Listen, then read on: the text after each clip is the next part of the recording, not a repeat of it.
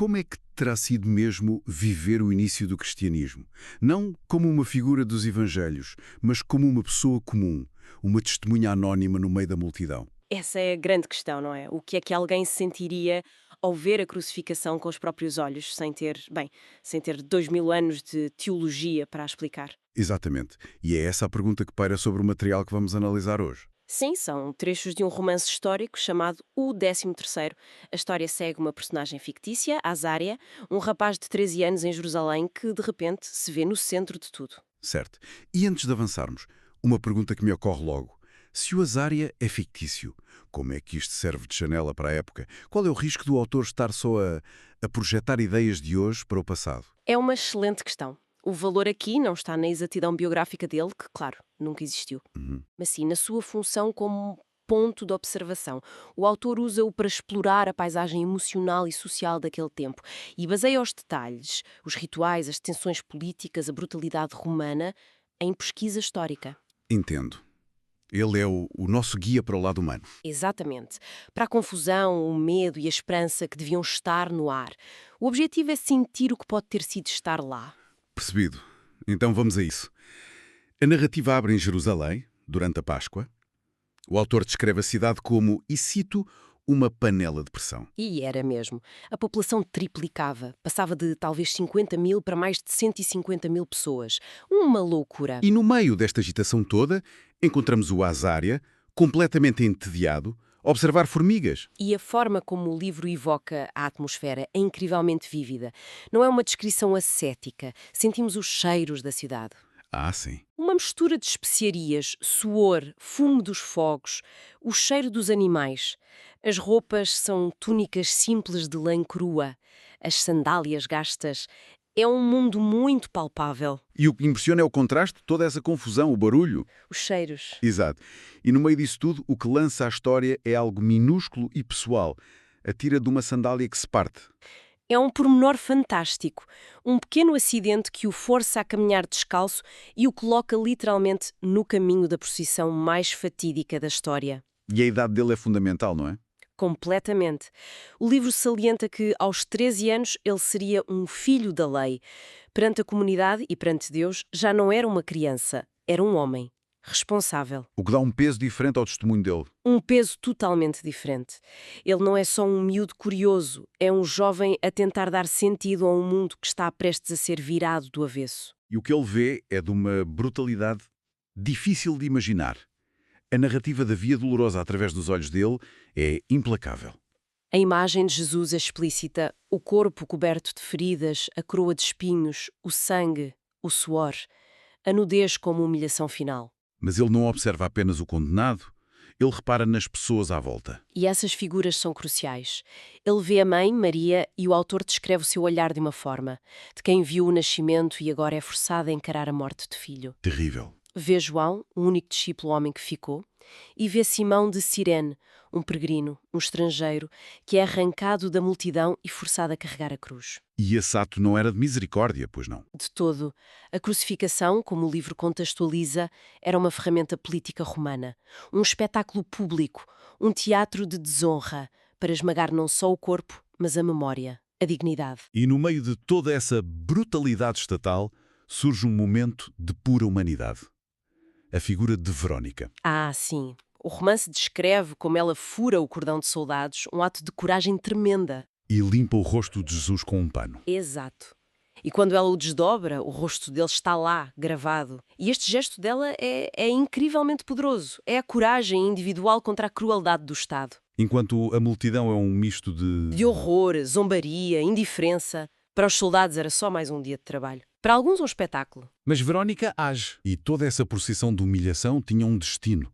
A narrativa leva-nos com Azauria até ao Gólgota, o lugar da caveira. E aqui os detalhes tornam-se ainda mais gráficos, mais físicos. O som do martelo, por exemplo, é descrito com uma única palavra em maiúsculas. Clang. Sim. Um som que, diz o livro, ecoa para sempre na vida dele. E há um pormenor que o livro sublinha, que é esporicamente mais preciso. Os pregos não foram cravados nas palmas das mãos. Que se rasgariam com o peso, Exato. mas nos pulsos, entre os Sim. ossos. Esse é um pormenor fascinante. Eu, como muita gente, sempre imaginei os pregos nas palmas por causa das pinturas, da arte clássica. Pois é a imagem que temos. Mas o livro explica que essa precisão é importante porque reforça a realidade física, a engenharia da tortura. Não é simbólico, é calculado. E essa atenção ao detalhe continua com a inscrição de Pilatos, o famoso INRI. Sim, Jesus Nazareno, rei dos judeus. E o livro recorda-nos que estava escrito em 3 línguas, hebraico, latim e grego, para que todos entendessem. Não era um mero procedimento. De todo. Era uma provocação política de Pilatos aos líderes judaicos. Era como dizer: aqui está o vosso rei. É isto que Roma faz aos vossos reis. E a engenharia da tortura não parava aí. A narrativa fala de um detalhe da cruz que eu desconhecia. A sedícula. Um pequeno assento para dar algum conforto, imagino. Pelo contrário, a sedícula era um requinte de crueldade. A sério? Sim. Não oferecia alívio, mas prolongava a agonia por horas ou até dias. Impedia a morte rápida por asfixia. Com aquele suporte, o condenado era forçado a erguer-se para poder respirar. Causando uma dor excruciante. Nos pulsos e nos pés. Era um ciclo interminável de dor só para continuar a respirar. É horrível. É difícil de processar. Mas o romance muda o foco da dor física para o drama humano, certo? Consegue sim. Rapidamente. Passamos para o diálogo com os 2 ladrões ao seu lado. Um que zomba, outro que o defende. Jesus está literalmente entre a amargura e a redenção. E a promessa que ele faz ao ladrão arrependido é: Uma das declarações mais radicais feitas a partir da cruz. A graça oferecida no momento da maior degradação. E depois a perspectiva muda para Maria, a mãe. É uma das passagens mais comoventes. É testadora. Ela recorda a história de Abraão e Isaac e como um anjo interveio. E ela fica ali, à espera de uma intervenção que não chega. E o murmúrio dela: Eu sou Abraão, mas meu sofrimento não é o de quem oferece, é o de quem assiste. Ela percebe a verdade terrível. Desta vez, não há substituto. O filho dela é o Cordeiro. E depois vêm os sinais cósmicos, o céu escuro, o terremoto. E a declaração do centurião romano. Exato. O oficial da execução declara: verdadeiramente, este homem era o Filho de Deus.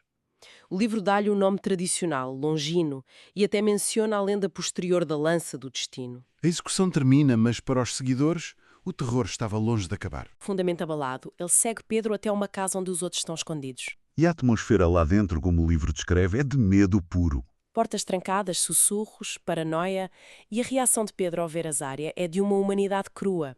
Ele não o acolhe, vê-o como um espião. Chega a dar-lhe um tapa. Sim, dominado pela raiva, pelo medo e, acima de tudo, pela culpa de ter negado um mestre. É um retrato muito pouco lisonjeiro dos apóstolos. E o que é realmente poderoso aqui é essa honestidade. Não nos dá heróis de mármore. Mostra-nos homens desfeitos, aterrorizados, a discutir. A fé não nasceu da certeza, mas do fundo do poço do medo e da dúvida. E essa dúvida é verbalizada de forma muito forte por Tomé. Sim, o autor coloca na boca dele um desabafo que resume a desilusão de todos. Ele grita: reino! Onde está esse reino agora? Você viu um trono lá em cima? Eu vi uma cruz, sangue e vergonha. É palpável. Eles esperavam um Messias, rei guerreiro, que os libertaria de Roma, e tiveram um servo sofredor. E quem os confronta? Quem os tira desse ciclo é Maria Madalena. Numa passagem marcante, ela repreende-os, diz que eles não entenderam nada da mensagem. Que ele nunca falou de poder, de vingança. Mas de amor, de serviço, de dar a outra face. A intervenção dela é um choque de realidade para eles. E o que se segue é essa confrontação. O que segue é, na interpretação do romance, o verdadeiro nascimento da Igreja. Não um evento público, mas uma cena íntima. Eles começam a rezar juntos. Ainda cheios de medo. E então o texto descreve uma paz súbita que enche a sala. Um cheiro a rosas. Uma sensação de uma presença que acalma a todos, incluindo o jovem Azária, que observa tudo a um canto. A igreja não nasce num edifício, mas numa comunidade forjada na dor. Na dor, na dúvida e, finalmente, numa experiência de paz que transcende a lógica. Depois de eventos tão traumáticos, para onde vai a narrativa? O que acontece a Azária? A história dá um salto. Azária, agora um jovem adulto, começa a viajar com o apóstolo João e com Maria. E é aqui que o romance se torna particularmente interessante. Porque usa essas viagens para preencher as lacunas dos anos ocultos de Jesus, certo? Exatamente. Através das memórias que a mãe partilha com Azária. É uma forma muito inteligente de explorar um período sobre o qual os evangelhos são quase silenciosos. E aproveita para tecer um contexto histórico mais amplo, imagino. Sem dúvida. Maria conta sobre a fuga para o Egito, a vida em Alexandria. O texto sugere que Jesus pode ter tido contacto com judeus coptas, com comunidades ascéticas como os essênios, adiciona camadas à sua formação. E além desse contexto, as histórias de Maria também o humanizam de uma forma muito pessoal. Sim, e essa é talvez a parte mais bonita. Ela partilha detalhes íntimos que nunca estariam num texto sagrado.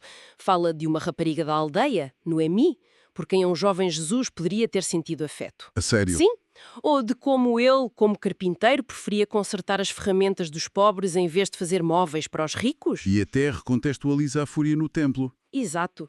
No romance não é raiva descontrolada, mas uma explosão de justiça social, uma defesa dos peregrinos pobres que estavam a ser explorados. O que ajuda a explicar a desilusão da multidão que mencionou antes. Exatamente. Eles queriam um Messias que pegasse em armas contra Roma. O que tiveram foi um líder espiritual que defendia os marginalizados. Não era o rei que eles queriam, mas talvez o de que precisavam. E qual é o papel de Azária em tudo isto? Ele deixa de ser só uma testemunha? Ele evolui para algo muito mais importante. O romance chama-lhe um servo da memória. Ao ouvir estas histórias diretamente da mãe de Jesus, ele sente a responsabilidade de as preservar. E aí surge um conflito? Um conflito fascinante. Ele começa a ver, com alguma inquietação, a fé a organizar-se em torno da figura de Paulo.